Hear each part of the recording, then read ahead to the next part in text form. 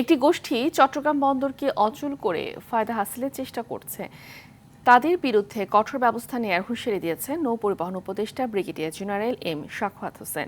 সচিবালয়ে গণমাধ্যমের সাথে আলাপকালে তিনি বলেন, বন্দরকে অস্থিতিশীল করে একটি চক্র রমজানে পণ্য মূল্য বৃদ্ধি ও নির্বাচন বিঘ্ন করার চেষ্টা করছে। মাঝখানে এখানে রোজা আর কয়েকদিন পরে আমরা যেখানে প্রতিনিয়ত নদীতে নদীতে অভিযান চালাচ্ছি, সেখানে আউটার র্যাঙ্ক করে যে পড়ে আছে ছোলা, ডাল, তেল, 18 কোটি মানুষকে তারা জিম্মা রাখছে। এটা চলতে দেওয়া যায় না। Therefore the government has decided to go in hard line.